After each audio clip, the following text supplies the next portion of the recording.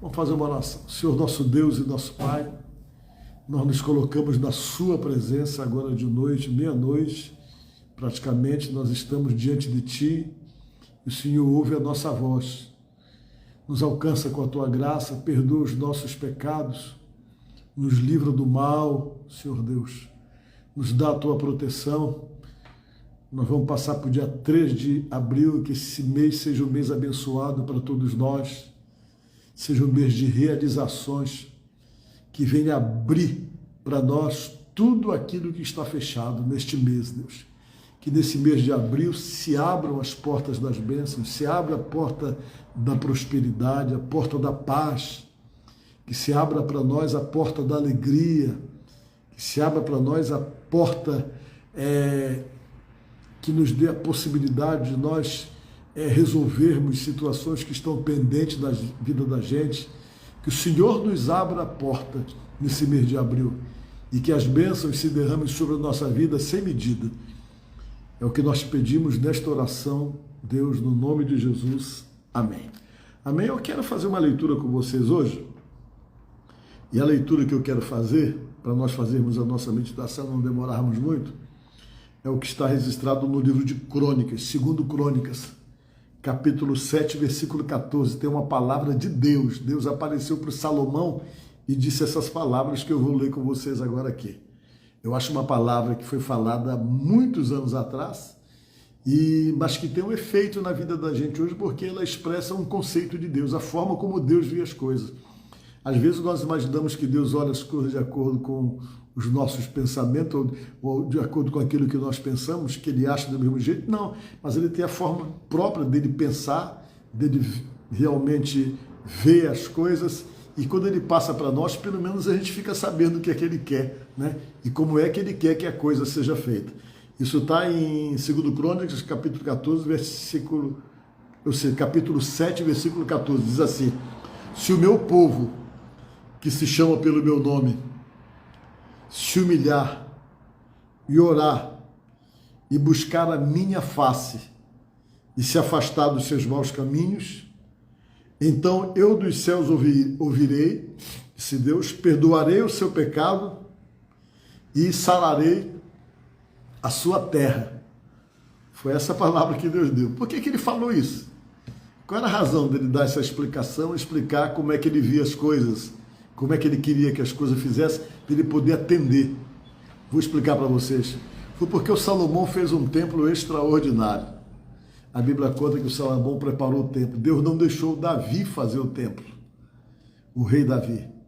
O rei Davi juntou muito material para a construção do templo, mas quem fez foi o filho dele, Salomão. E Deus disse que Ele não queria que o Davi fizesse o templo, porque o Davi manchou muito a mão dele de sangue nas guerras, nas batalhas. Ele era obrigado a tirar a vida de muita gente nas guerras, nas batalhas, e Deus achou então que Deus não queria que ele fizesse o templo por isso também, mas que fosse o Salomão, o construtor, né? E o Salomão, ele teve a vantagem, né, que ele reinou 40 anos e ele nunca entrou em guerra. Ele tinha uma sabedoria muito grande, e essa sabedoria que ele tinha fazia dele um diplomata. Ele tinha a diplomacia para poder impedir que os outros países, as outras nações entrassem em guerra com ele. E como ele não entrava em guerra, ele prosperou muito. A nação ficou muito rica e ele se tornou um homem muito rico exatamente por isso, porque ele conseguia conversar e conseguia usar da diplomacia que era dado a ele, com a sabedoria que Deus havia dado para ele, que ele pediu, inclusive. Isso então fez com que ele passasse longe das guerras, porque as guerras causavam prejuízos enormes, causavam perdas, e às vezes os países ficavam totalmente destruídos e tinham que se reconstruir novamente. E ele não entrou em guerra em nenhum momento da história do reinado dele. Vejam só. E ele fez o templo para Deus. Construiu um templo da maneira mais esmerada que você possa pensar. Ele comprou só coisa de primeira para fazer esse templo. Ele construiu, depois de um certo tempo, 7 anos, ele construiu o templo. Quando ele construiu, ele terminou no mês de setembro, né? E quando ele terminou, ele foi fazer uma festa para poder homenagear, né, a Deus, né? Um culto de ação de graça pelo templo que ele tinha construído. E o povo ficou muito empolgado com aquilo tudo ali. conta a Bíblia que só do sacrifício, o Salomão ofereceu de sacrifício para Deus 22 mil bois e 120 mil ovelhas. E assim o rei dedicou o templo ao serviço de Deus. Isso está no capítulo 7 do versículo 5 de 2 Crônicas, né? Que ele matou todos esses, que ele fez sacrifício, eles faziam, assavam a carne, depois todo mundo comia. Vocês estão entendendo? Tinha a porção do sacerdote e até o povo comia essa carne, né? E ele mandou tocar, os levitas tocaram o hino, que foi um hino que o rei Davi havia pedido que fosse cantado no dia, que foi o hino chamado O Seu Amor é Eterno, era o nome do hino. Poxa, eu queria saber como era essa música, como era esse louvor, né? E os levitas cantaram, até com os instrumentos que o Davi havia deixado. Diz que foi uma festa muito bonita. E o povo se empolgou e essa festa demorou 7 dias. Eles fazendo essa festa para Deus. A glória de Deus entrou no templo, a fumaça tomou conta do templo. Vocês estão entendendo? E quando a fumaça entrava no templo, só a menorá ficava ali percebida pelas pessoas, que eram os catiçais acesos. Era a única coisa que aparecia no meio da névoa, que significava que realmente Deus estava vendo todo mundo, mesmo quando ninguém queria ver. E foi uma festa poderosa, vocês não querem imaginar. Quando terminou a festa, o Salomão estava cansado, com certeza, e ele foi para o palácio e entrou na sua câmara real para dormir. Aí Deus apareceu a ele para poder falar com ele. Aí Deus foi explicar. Olha, a primeira coisa que Deus falou: eu gostei do templo, foi ótimo vocês terem feito esse templo para mim, né? Para a glória do meu nome. Deus aceitou o templo, né? Mas Deus tinha uma ressalva. Ele disse assim: agora não é porque vocês têm um templo que eu vou ser obrigado a ouvir tudo que vocês pedem nesse lugar. E é até interessante que houve um momento na história em que os judeus achavam que o templo era a blindagem deles. Vocês estão me entendendo? Eles achavam que eles podiam fazer tudo de errado lá fora, se envolver com deuses estranhos, fazer um monte de besteira, e depois eles entravam no templo, faziam os sacrifícios e ficava tudo bem com Deus. Houve um momento na história que eles imaginavam que as coisas se resolviam assim. E quando eles pensavam assim, que fizeram um monte de besteira, Deus permitiu a invasão do rei Nabucodonosor da Babilônia, que dominou a cidade, levou todo mundo cativo e destruiu o templo.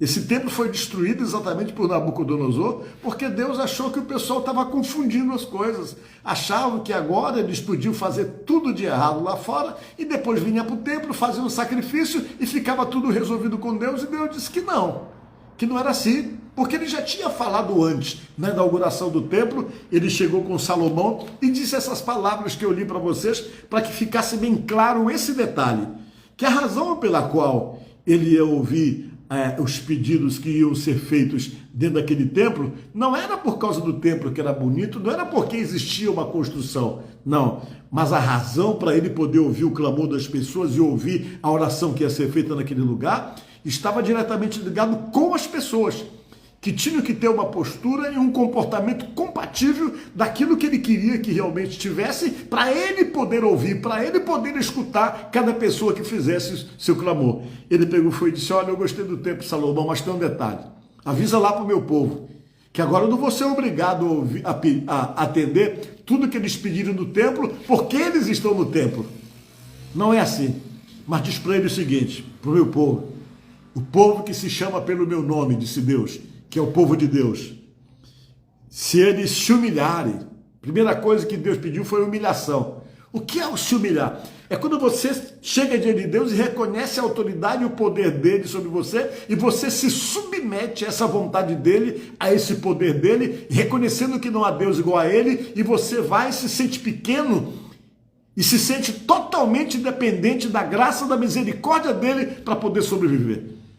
Quando você realmente compreende e aceita essa submissão a Deus, e chega diante dele, realmente se humilha, reconhecendo a sua grandeza sobre você, Deus disse que essa é a primeira coisa que ele quer quando você se aproxime dele, que você se sinta dependente dele, que você saiba que ele é Senhor da tua vida e tem de fato autoridade sobre a tua vida, porque você se permitiu que ele fosse teu Senhor. E Deus disse, pois é, vai lá e diz para o meu povo que se chama pelo meu nome, que se eles se humilharem, porque quando você é humilhado, você não desobedece, você não é arrogante, você não acha que você não tem dependência de Deus. E ele disse, vai lá e diz para eles, Salomão, que eles se humilhar. Aí depois de humilhação, eles orarem a mim e me buscar a minha face. E além de buscar a minha face, eles também têm que se arrepender dos seus maus caminhos, se arrepender dos seus pecados.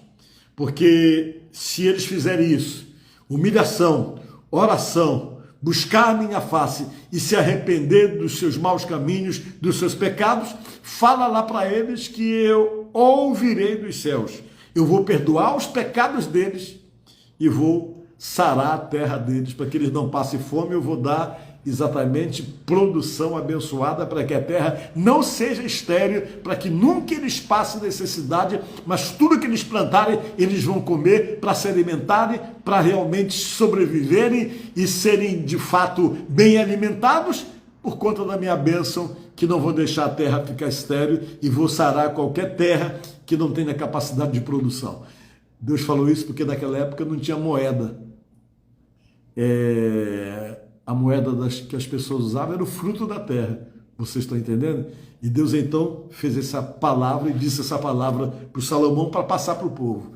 Olha, tudo continua do mesmo jeito. Você que quer a bênção de Deus, você que quer ser uma pessoa abençoada, saiba que esse é o caminho. O caminho da humilhação, da oração, da submissão, que vai gerar confissão e, consequentemente, perdão. E quando você consegue ser perdoado por Deus, tudo aquilo que possa travar a sua vida, que o que mais trava a nossa vida é o pecado. E, sem dúvida, o perdão anula o pecado. E quando anula o pecado, destrava a vida da gente. Vocês lembram daquela passagem que Jesus curou aquele paralítico que foi colocado pelo buraco do telhado? O que diz a palavra de Deus, que antes de Jesus dar a cura para ele, Jesus destravou a vida daquele homem primeiro, dizendo para ele o quê? Perdoados estão os teus pecados. E depois que ele perdoou o pecado, destravou a vida daquele homem, limpou o homem, ele veio e deu a cura e o homem passou a andar. Às vezes a nossa vida está muito travada pelos pecados que nós não confessamos. Às vezes a nossa vida está muito travada por uma série de coisas que precisa de conserto, que precisa de um reparo. E esses reparos, eles acontecem com a confissão e com atitude. Atitudes que a Bíblia fala que nos favorecem. Por exemplo, a palavra de Deus fala que Deus não aceita nem a oferta que você dá se você tiver problema com alguém, estiver em litígio com alguém, em confusão com alguém, para você deixar a oferta. Primeiro você ir lá, se acertar com a pessoa e voltar para Deus poder aceitar a tua oferta e, consequentemente, te dar uma bênção de prosperidade, senão a oferta que você dá não vai gerar prosperidade para você. Você vê, por exemplo, que o próprio Jesus Cristo falou que você tem que perdoar para ser perdoado por Deus. Foi o que Jesus falou, nos ensinando a orar, perdoai as nossas dívidas, assim como nós perdoamos os nossos devedores. Vocês estão entendendo? Então veja bem uma coisa, o pecado ele gera esse entrave, gera essa dificuldade. Você pode ir para a igreja que for e não vai resolver o problema se você não se humilhar, não se arrepender, não confessar o pecado para poder destravar a sua vida. Tem muita coisa que fica amarrando a gente, que fica gerando uma certa dificuldade. Mas quando você percebe exatamente a forma como Deus quer a coisa que está dentro dessa palavra que ele deu para Salomão, que você vai e se adequa a tudo isso, você vai destravando a sua vida, vai desatando nós, que às vezes estão tão presentes na vida da gente, nós que precisam então serem desatados, são nós que são criados mesmo pelas nossas imperfeições, pelos nossos defeitos. Nós esses que são criados exatamente para nos amarrar, por nossa desobediência. Mas nós temos o recurso da confissão. Deus sabe que Ele não está lidando com pessoas perfeitas. Você não é perfeito. Eu não sou perfeito. E não há nenhum perfeito aqui na face da terra. Então, como não há, Deus, para poder manter essa convivência, não deixar a sua vida ser travada, para que Ele possa abençoar, Ele nos ensina. Vai lá e te arrepende. Pede perdão dos teus pecados, te humilha diante de mim. Se você fizer isso, Eu vou ouvir o que você está pedindo, eu vou ouvir o que você está clamando, mas te humilha, pede perdão, te acerta, quebra exatamente o poder do pecado sobre a sua vida através da confissão a Cristo e do pedir perdão de coração, que vai realmente, tudo isso, gerar um processo de purificação que vai facilitar para que Deus escute aquilo que você está pedindo. Então você que está aí me assistindo, destrave a sua vida, desate os nós, tanto nó que talvez você já tenha amarrando as coisas, amarrando a tua vida, amarrando e limitando você dessa relação com Deus. Quando você desatar esses nós, inevitavelmente você vai chegar aonde você quer chegar. Amém? Que Deus te abençoe. Vamos fazer oração por você. Tá certo? Hoje é o nosso 15º dia e vamos já encerrar nossa live, né? Fazer oração por você e dizer para você para frequentar uma igreja. Procure uma igreja para você frequentar, é muito importante. Eu não estou dizendo para você que está nos assistindo para ir para a nossa, não vai naquela que você se sentir bem. Você está me entendendo? Porque Deus diversificou, porque vai ter uma que você vai se adaptar, que você vai se sentir bem. Fique lá. Se plante lá, como diz o Salmo 92, para você se plantar na casa de Deus, que você vai ficar velhinho dando fruto, diz a palavra de Deus. Faça isso. Assuma esse compromisso com Deus. Você vai ver como os dias vão ser melhores e você vai experimentar as bênçãos que Deus tem realmente para conceder para você. Então vamos orar? Pedir a Deus, eu agradeço pela atenção de você, mas vamos fazer uma oração. Soberano Deus e eterno Pai que está nos céus, em nome de Jesus eu te peço, fortalece a vida dessa pessoa que está nesse propósito. Sustenta pelo teu poder, guarda, livra do mal, coloca ânimo no coração para oração, para dedicação. Abençoa aquele que ora pela sua casa, aquele que ora pelo seu lar, que está fazendo um jejum com propósito, meu Pai, se fortalecendo diante de Deus para orar pelo filho, pelo marido, para orar por alguém de casa, para interceder, para pedir por si mesmo. Que o Senhor fortaleça essa oração que essa pessoa está fazendo, que ele obtenha uma resposta de Deus através da humilhação, do jejum, que essa oração fique forte, que ele se alimente espiritualmente através dessa dedicação. Toma conta dessa vida, abençoa o lar dessa pessoa, a casa dessa pessoa, que os anjos de Deus estejam presentes dentro dessa casa, que os anjos de Deus estejam da minha casa, que vivamos debaixo da proteção e do livramento do Deus da Bíblia, o Deus de Abraão, de Isaac e de Jacó, que ele seja o nosso protetor, o nosso abençoador, no nome de Jesus. Que o Senhor Jesus Cristo, que é o nosso Salvador, esteja sempre nos limpando e nos purificando e nos ajudando a nos mantermos na presença do Pai. É o que nós te pedimos, Deus, nesta oração e te agradecemos. Amém, amém. Olha, muito obrigado porque você nos acompanhou, né? Mais, olha, 157 pessoas. Que Deus abençoe a todos e amanhã a gente volta com a nossa 16ª live, tá bom? Fica com Deus. Tenha uma boa semana. E olha, domingo Santa Ceia, não esqueça. Deus te abençoe.